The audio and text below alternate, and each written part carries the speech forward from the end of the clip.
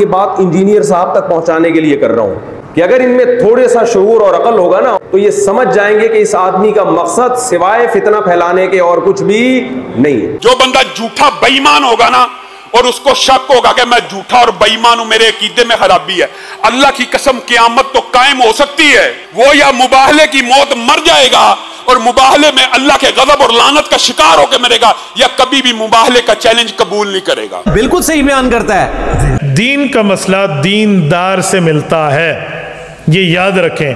دین کا مسئلہ انجینئروں سے نہیں ملتا، انجینئرنگ کرنے سے نہیں ملتا، علم دین عالم دین سے ملتا ہے۔ انجینئرنگ انجینئر سے ملتی ہے، عالم دین سے نہیں ملتی۔ وکالت وکیل سے ملتی ہے، غیر وکیل سے نہیں ملتی۔ بالکل صحیح بیان کرتا ہے۔ ہر جھوٹا بندہ قیامت تک اس بات سے فرار رہے گا، اور یہی دین اسلام کی حقانیت کی سب سے بڑی دلیل ہے کہ نبی کریم صلی اللہ علیہ وسلم نے جب مناظرے کے بعد مباہلے کا چیلنج دے دیا تھا تو عیسائی بھی کانپ اٹھے تھے، کہا اگر قبول کر لیا تو پھر عیسائی امت شاید دنیا کے اندر نہ رہے۔ آج بھی امت کے اندر ایسے علماء موجود ہیں جو علی الاعلان کہتے ہیں، جو کسی صحابی کے بارے میں یہ شک کرتا ہے ابو بکر سے لے کے امیر معاویہ تک کہ وہ بھی ایمان ہو گئے تھے یا معاذ اللہ جہنم میں جائیں گے، آئے ہمارے سے مباہلہ کر لے۔ جب تک ہم زندہ ان کو مباہلے کا چیلنج ہے، لیکن یہ کبھی قبول نہیں کریں گے۔ ان کو مناظرہ کرنا کس سے؟ امام کعبہ سے۔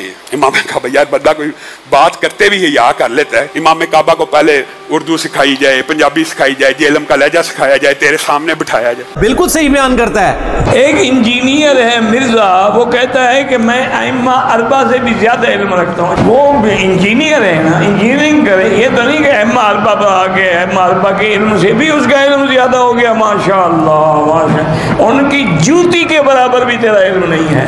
اور جو دعویٰ کرے اس سے بڑا جہالت کیا ہے؟ بالکل صحیح بیان کرتا ہے۔ جو ہوا دنیا کے سامنے، آپ کا تکبر اللہ نے خاک میں ملا دیا ہے، اور یہ اللہ کی عادت ہے۔